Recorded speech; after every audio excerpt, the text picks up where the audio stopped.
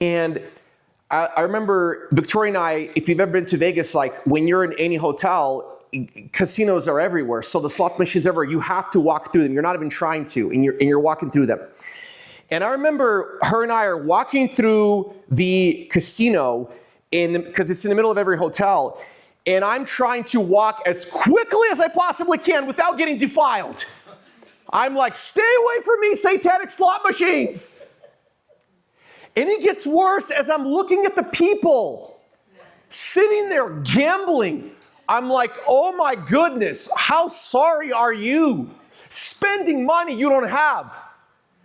Gambling. I'm like, I should be coming out here saying, hey, you should just donate to Forward Church, a much better investment of your time and money. And I'm walking as quickly as possible so as not to be defiled. And I was like, thank God I'm not like these people. Thank God that at 9 a.m. I'm not gambling. And as I'm getting ready for this message, Luke 18:11 comes to mind when the Pharisee standing by himself praying, saying, God, thank you. Thank you, God. I'm not like other men. And that's me walking through the casino. I'm like, I'm not like these extortioners, unjust, and adulterers. I'm not like that. I'm not like that. Aren't you glad, God, you created me for me? Pride. The anatomy of the fall. Peter's so-called sudden failure wasn't sudden at all. It grew out of overconfidence. Before the rooster crowed, pride crowed. Luke tells us this happened right after the disciples were arguing about who is the greatest. Mark tells us Peter didn't just pledge loyalty to Christ. He basically said, I'll be faithful even if everyone else betrays you. In other words, Peter set himself up for the fall he didn't see coming. Here's the problem, okay?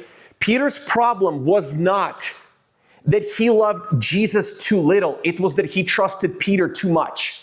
That's the problem. It's not that he didn't have, no, he loved Jesus. Oh, he loved him so much, but he loved himself more. He trusted himself more.